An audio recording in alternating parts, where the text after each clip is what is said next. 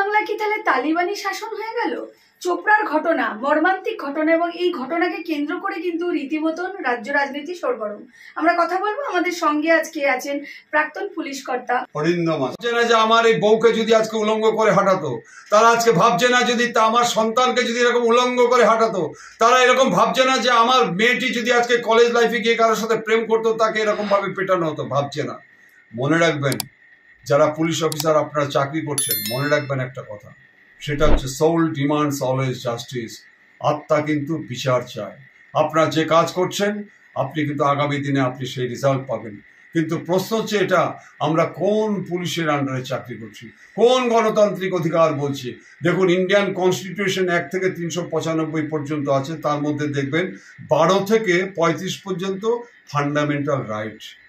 কিন্তু ভুলে যাবেন না, শুধু fundamental right under article 14 equality, তার সাথে কিন্তু দেশের প্রতি কর্তব্যটাও রয়েছে। আপনাকে কি কর্তব্য করতে হবে?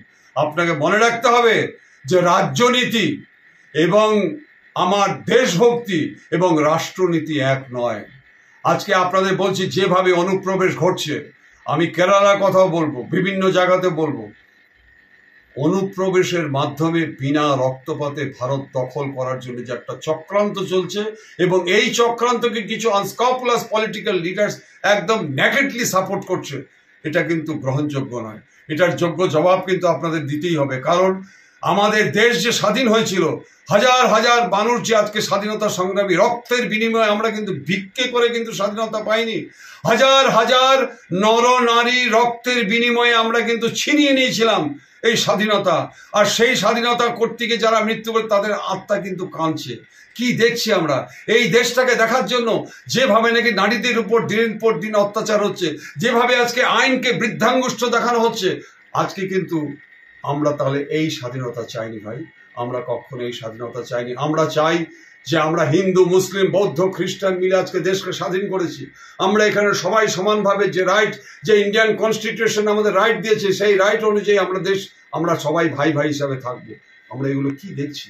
আজকে দিনের পর দিন এক সংখ্যা উশৃঙ্খল। দেখুন এদের স্ট্যাটাস, স্ট্যাটাস, সমস্ত ক্রিমিনাল গুলোকে দায়িত্ব দিয়েছে এলাকায়। আপনি খালি status of that person, those who started নেফারিয়াস activities throughout the respective areas, আপনি খালি দেখুন তাদের স্ট্যাটাস গুলো।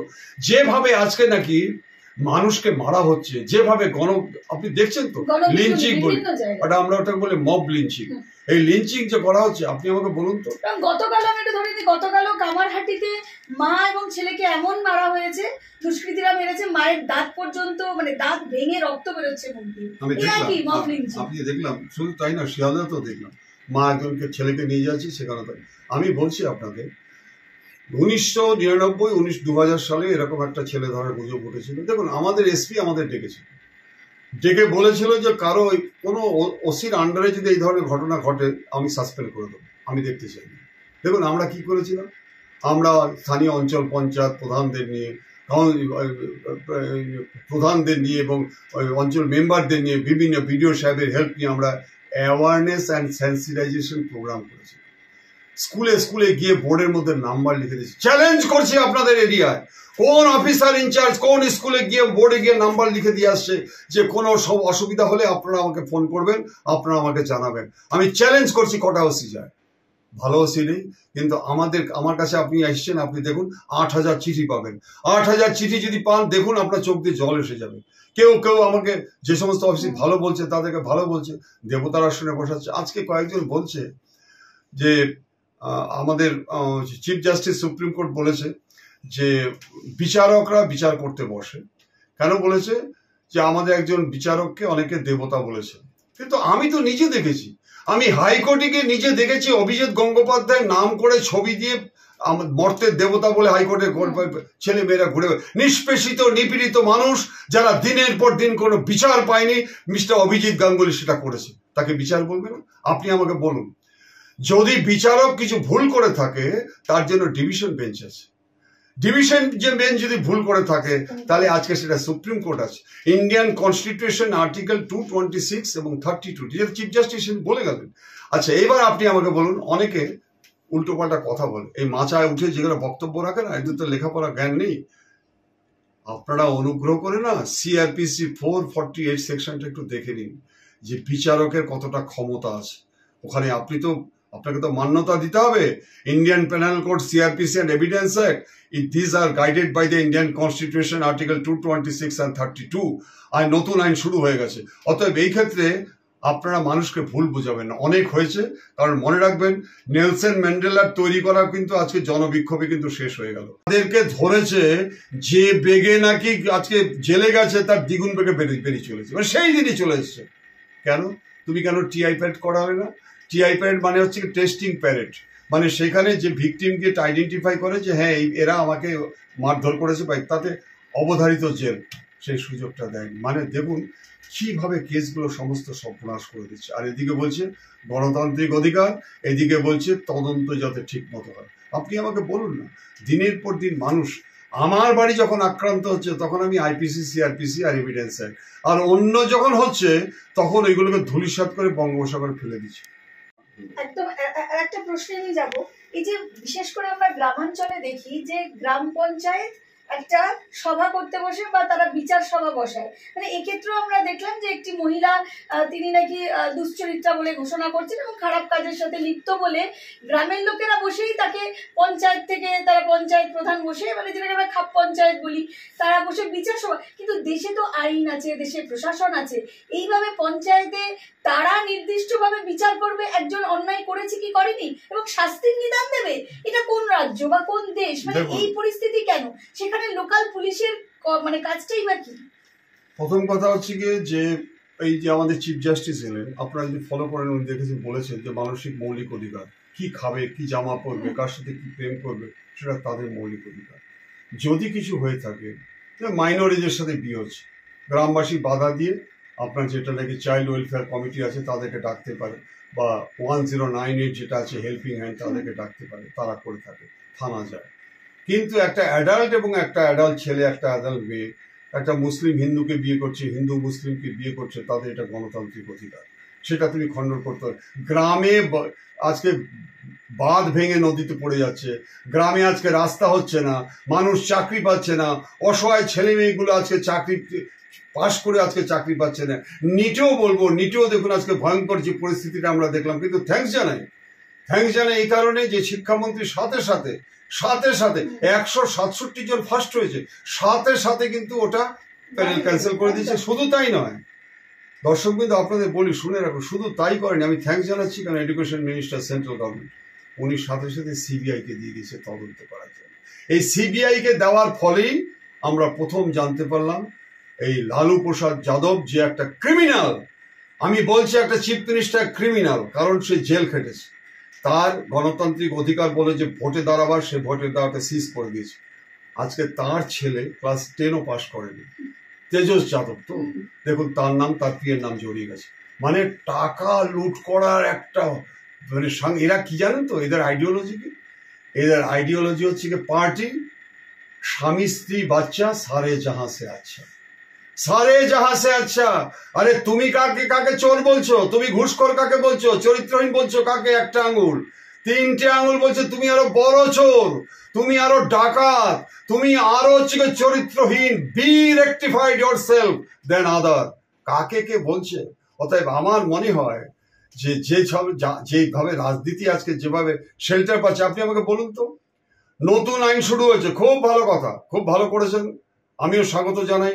ব্রিটিশ আমলে 170-72 বছরের সেই 1860 সালের আইন ঠিকই চেঞ্জ করেছে, ভারত স্বাধীন হয়েছে আজকে 75 বছর, চেঞ্জ করেছেন, আমি স্বাগত জানাই। কারণ আমরা যারা পুলিশে চাকরি করেছি দেখেছি যে একটা ধর্ষিতা নারী, সে আজকে যখন কোর্টে যাচ্ছে দিনের পর দিন, 4 বছর 5 বছর 6 বছর পর, সেই আসামি আজকে জেল থেকে বেরিয়ে এসে তার সামনে দিয়ে যখন যায়, সেই ধর্ষিতা নারী চোখ দিয়ে জল পড়ে না? আপনার মেয়ের হলে কি করতেন? আজকে এটা চেঞ্জ করেছে। কিন্তু সাইমেলটেনিয়াসলি আপনাদের জিজ্ঞাসা করি, আজকে এই যে আইনটা পরিবর্তন হলো, এই আইনটা ইমপ্লিমেন্টেশন করবে তো রাজ্য পুলিশ। যে রাজ্য পুলিশের কতিপয় বেশিরভাগ পুলিশ আজকে পারচেজড হয়ে গেছে, যে রাজ্য পুলিশকে আজকে দিনের পর দিন ভালো কাজ করলে তাদেরকে পানিশমেন্ট দেওয়া হচ্ছে, তাদের কাছ থেকে আপনারা কি আশা করেন? অর্থাৎ আমার মনে হয় সার্বিক উন্নতি প্রকল্পের জন্য আইনটা ভালোভাবে যদি না রাখে, তাহলে কিন্তু আগামী দিনে একটা ভয়ঙ্কর চিত্র, thus I enter thus I go, রাজনীতিকরা আসবে, রাজনীতিকরা যাবে। শিশু ভূমিষ্ঠ হয় আনন্দধারার মধ্য দিয়ে। সেই সময় যখন তাদের জন্ম হয় তখন তারা জাত পাত ঘৃণা আজকে তারা কিচ্ছু জানে না। তারা ভালোবাসা, আদর, স্নেহ, মায়া, মমতা, উলুধ্বনি, আজানের মধ্য দিয়ে আস্তে আস্তে যখন বড় হয়, সেই বড় হওয়ার পরে যখন জীবনে পরিপূর্ণতায় পৌঁছায় তখন বদলে যায় মতটা। কেউ হয় ভালো, কেউ হয় খারাপ। কিন্তু এই যে খারাপ যে হচ্ছে, এর জন্য দায়ী যদি কেউ হয়ে থাকে তাহলে একমাত্র হচ্ছে এক সংখ্যক আনস্কপুলাস বিবেকহীন পলিটিক্যাল লিডার্স। তাদের জন্য আজকে আমাদের এই শিশুগুলো সর্বনাশ হয়ে যাচ্ছে। আমি বলছি যে আজকে শিডিউল কাস্ট শিডিউল ট্রাইব নিয়ে আমরা অনেক কিছু, আজকে বলুন তো যে হকারগুলোকে তোলা হচ্ছে, এখানে অনেক শিডিউল কাস্ট শিডিউল ট্রাইব আছে। আপনি দেখবেন schedule tribe schedule caste atrocity prevention অ্যাক্টে যদি ওখানে লেখা থাকে কোনো শিডিউল কাস্ট এরা যদি কোথাও জমি থাকে হট করে তোলা যায় না। আপনি দেখুন সন্দেশখালীতে ভাঙিপাড়া 144টা ভোট বেশি পড়েছিল বলে সেই গ্রামটা শ্মশান করে দিয়েছিল 2019 সালে। কেননা তারা 144টা ভোট বেশি দিয়েছিল আজকে বিজেপিকে। তারা কারা? Schedule caste schedule tribe. দৃষ্টি দিয়ে রয়েছে যে কোথায় মণিপুর কি হচ্ছে, কোথায় গুজরাট কি হচ্ছে। আরে ভাই ঘুরে দেখে আসুন আজকে গুজরাটের ইন্ডাস্ট্রি কি হচ্ছে, আজকে দেখে আসুন উত্তরপ্রদেশের রাস্তাঘাট ইন্ডাস্ট্রি কি হয়েছে। আর আমার আজকে ওয়েস্ট বেঙ্গলে 2022 ইন্ডাস্ট্রি মেলা দেখুন কিছু হয়নি, 2023-এ দেখুন ইন্ডাস্ট্রি মেলা কিছু হয়নি। এবার হচ্ছে কি স্পেনে গিয়ে আজকে এতজন গেছে, আজকে সৌরভ গাঙ্গুলিকে দিয়ে একজন ক্রিকেট প্লেয়ার তাকে দিয়ে অ্যানাউন্সমেন্ট করানো হচ্ছে, কোনো শিল্পপতি নেই। সেই শালবনের প্রজেক্টও তো বন্ধ, সৌরভ গাঙ্গুলি বলে দিয়েছে সেটা হবে। আমি দেখুন যারা সৌরভ গাঙ্গুলিকে চেনে, খেলোয়াড় খুব ভালো, নিশ্চয়ই অস্বীকার করা যায় না, ইন্ডিয়ার টিমকে অনেক ইয়ে করেছে। কিন্তু যারা জানে, আমার তো বেহালা বাড়ি, আমি জানি যে ওর কোয়ালিটি কি, ও কি করে আজকে দাঁড়ালো, নিশ্চয়ই খেলোয়াড় হিসেবে ভালো। কিন্তু আমার প্রশ্ন হচ্ছে যে একজন খেলোয়াড়কে দিয়ে এত বড় বড় শিল্পপতি থাকতে কেন আসছে না জানেন? আসছে না একটা মাত্রই কারণে। এই গত আপনার 21 তারিখ, নভেম্বর 21 এবং 22 দুদিন বোধহয় হয়েছিল, কোটি কোটি টাকা খরচ করেছে।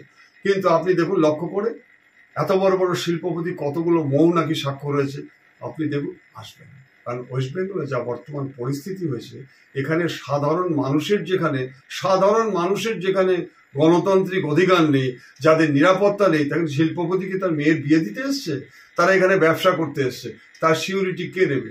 আপনি আমাকে বলুন, যে সোনার দোকানগুলোতে ডাকাতি হচ্ছে ধারাবাহিকভাবে, আমি বলতে চাচ্ছি না, ধারাবাহিকভাবে বলুন, সে বর্ধমান বলুন, বিভিন্ন হাওড়া বলুন, বিভিন্ন জায়গায় তারা সোনার দোকান, তারা কি 2 নম্বরই করছে? মেনটেনিং অল ফর্মালিটিস, ট্যাক্স দিয়ে সমস্ত নিয়ম কানুন করে সোনার দোকান করছে। সেখানে বিহার থেকে আসছে এই সমস্ত করতে। মানে পশ্চিমবঙ্গে এখন বিহারি ওরা বুঝে গেছে যে আমাদের এখানে করলে আমাদের কিছু হবে না, পুলিশ নিয়ে আসছে না। আপনি আমাকে বলুন তো, দীর্ঘদিন ধরে বাটা কোম্পানি যে কি আছে, জুতো প্রোডাক্ট করে, ঠিক আছে, টাটা স্টিল করে, আপনি এতগুলো থানা, কোটি কোটি টাকা দেওয়া হচ্ছে মানবদের সেবা করার জন্য, কোটি কোটি। আপনি কি জিজ্ঞাসা করুন তাদের প্রোডাক্টটা কি? তাদের প্রোডাক্ট হয় ক্রিমিনাল ধরতে হবে, এলাকার শান্তি বজায় রাখতে হবে, নারীর সম্মান রক্ষা করার জন্য ঝাঁপিয়ে পড়তে হবে, আর তাহলে তো ক্রিমিনালদের রিহ্যাবিলিটেট করতে হবে। আপনি বলুন তাহলে তো কনভিকশন দেওয়াতে হবে। আপনি বিগত 10 বছরের যদি ইতিহাস দেখেন, আপনি দেখবেন তাদের হাস্যস্পদ। কেন? কারণটা হচ্ছে কি যে অনেকে তদন্তই জানে না, কি করে তদন্ত করতে হয় সেই জিনিসটাই জানে না। তা নয়তো হাইকোর্ট থেকে এতগুলো কেস আজকে থানা থেকে, স্টেট থেকে আজকে কেন্দ্রীয় সংস্থাকে দিত না। তার কারণ হচ্ছে গিয়ে ল্যাকাডাইসিক্যাল অ্যাটিটিউড বলে ইংরেজিতে একটা কথা আছে, তন্দ্রাচ্ছন্ন হয়ে আজকে তদন্ত করা। কিন্তু এই তদন্ত করার জন্য আমি হাইকোর্টের উপরে কোনো কথা বলতে চাই না, তবে সাধারণ মানুষদের বক্তব্য, যে সমস্ত অফিসাররা তদন্ত করে ক্রিমিনালদের বাঁচাতে যাচ্ছে এবং সেই সমস্ত তদন্ত কেসগুলো আজকে হাইকোর্ট কেন্দ্রীয় সংস্থাকে দিচ্ছে, সেই সমস্ত ইনভেস্টিগেশন অফিসার এগেনস্টে ইমিডিয়েট অ্যাকশন নেওয়া দরকার। কারণ তোমার জন্য আজকে তদন্তটা সর্বনাশ হয়ে গেছে, তোমার জন্য আজকে যে খুন হয়েছে শাস্তি পেল না, অতএব তোমাকে হয় সাসপেন্ড করতে হবে না ডিসমিস ফ্রম সার্ভিস করতে হবে। কারণ বহু ভালো ভালো ছেলে আজকে চাকরি পাচ্ছে না, ওরা ডিসমিস হলে সেই ভ্যাকেন্সিটাতে একটা ভালো ছেলে ঢুকবে। কিন্তু আপনি আপনার বাড়িটাতে এসি রেখেছেন, খুব ভালো, এসিতে খুব ভালো রাখবেন, কিন্তু আপনাকে বাইরে বেরোতে হবে। পরিবেশ যদি দূষিত হয়ে যায় তাহলে আপনি এসিতে কতক্ষণ থাকবে, আপনার বাইরে বেরোতে হবে। অতএব আমার ওয়েস্ট বেঙ্গলে আজকে ধারাবাহিকভাবে যদি দেখেন, আমি ক্রিটিসাইজ করছি না, দীর্ঘদিন ধরে ধারাবাহিকতা যদি দেখেন যে ক্রিমিনালদের একটা স্বর্গরাজ্য যেমন হয়েছে, তেমনি আজকে বারুদের স্তূপের উপরে আমার এই বাংলা। মুখ্যমন্ত্রী বারবার বলছেন, আমি আবার আপনাকে বলছি যে মুখ্যমন্ত্রীর নির্দেশের সাথে সাথে সমস্ত হকারদের তুলে দেওয়া হচ্ছে, আর মুখ্যমন্ত্রী সেই নির্দেশে দিচ্ছে পুলিশকে, আজকে তোমরা ভালোভাবে কাজ করো, ভালোভাবে। তাহলে তারা পারছে না, কারণ এটার মধ্যে একটা বিরাট কোশ্চেন, বিশাল কোশ্চেন, $1000 কোশ্চেন, যে আজকে পুলিশ কেন আজকে নিয়ে চলে বসছে না। আপনি আমাকে বলুন না, যে সন্দেশখালীতে যে মেয়েটি দাঁড়ালো ভোটে, সে মেয়েটির নাম কি আপনি জানেন? হ্যাঁ, আমি আপনার থেকে শুনতে যাচ্ছিলাম, লেখা পাত্র। সে যখন কমপ্লেনটা করে, সে কিন্তু মার্ডার হয়ে যেতে পারত, কারণ সেই সময় কিন্তু শাহজাহান ছিল। দেখুন আজকে তার 2-3টে সন্তান, একটা সন্তান অসুস্থ।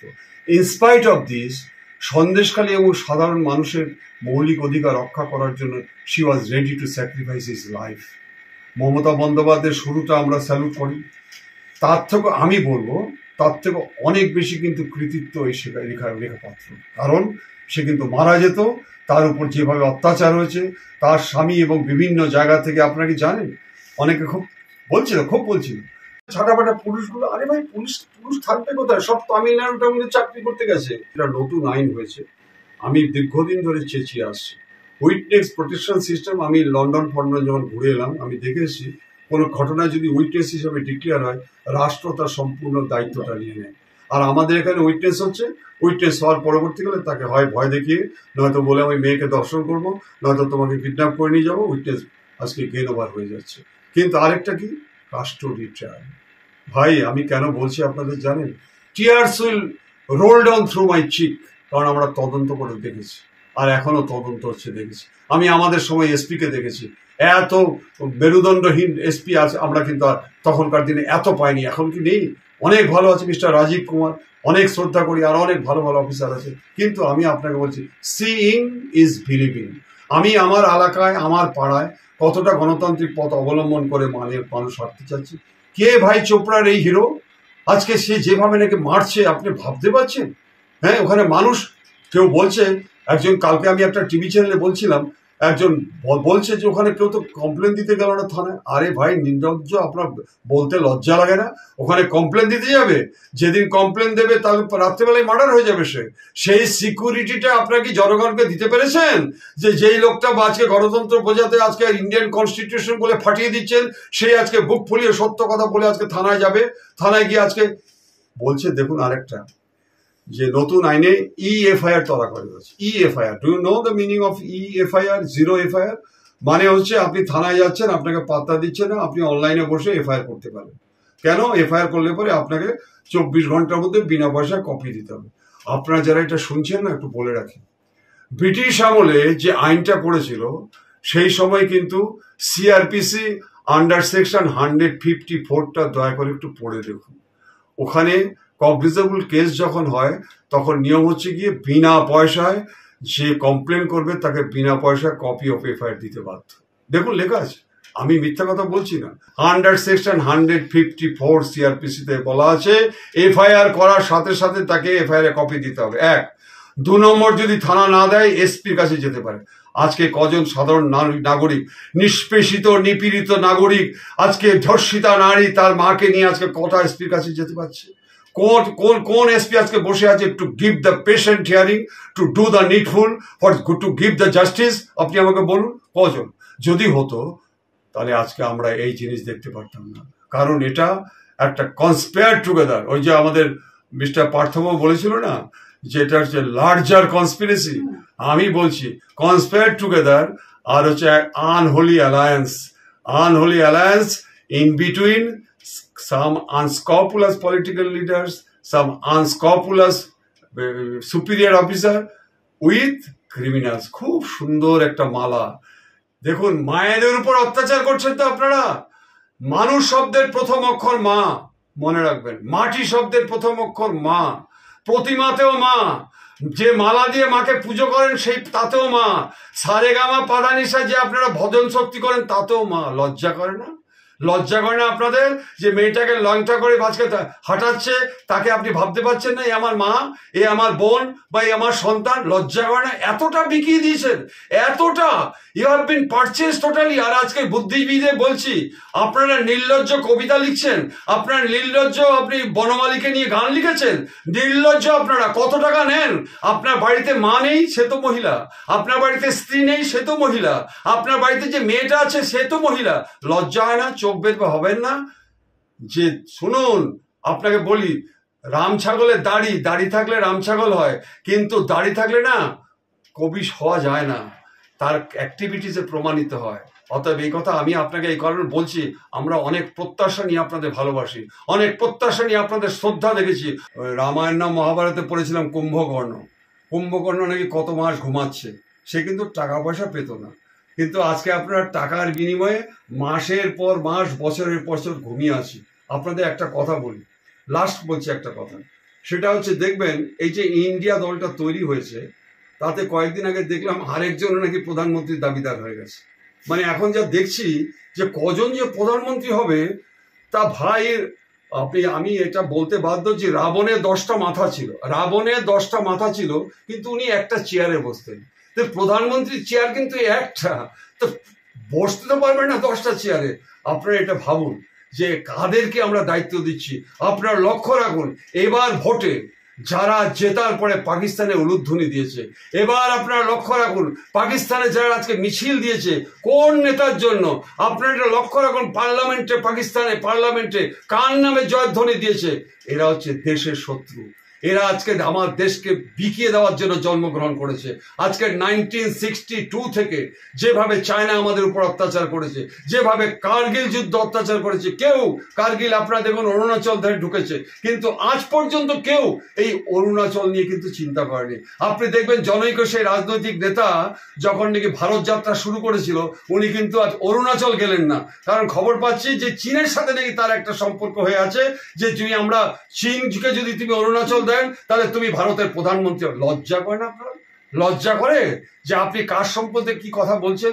মানুষ আগামী দিন কিন্তু আপনাদের ক্ষমা করবে না, কারণ নবপ্রজন্মের ছেলেদের যদি অত ইডিয়েট ভেবে থাকেন, নবজন্মের ছেলেদের মেয়েদের যদি আপনারা যদি নির্বোধ ভেবে থাকেন, ইলিটারেট মনে করে থাকেন, তাহলে কিন্তু ইতিহাস আপনাদের ক্ষমা করবে না। কারণ ইতিহাস কিন্তু ইতিহাসই হয়ে থাকে। দেশ শব্দের অর্থটা হচ্ছে সম্মিলিত মানুষের প্রচেষ্টায়, দেশ কারো একার নয়। অতএব রাজ্যনীতি করুন, রাজ্যনীতির সাথে আজকে রাষ্ট্রনীতি এবং আমার দেশভক্তিকে মিলিয়ে দেবেন। অসংখ্য ধন্যবাদ আমাদের দর্শক বন্ধুদের যারা এতক্ষণ অনুষ্ঠানটি শুনছিলেন।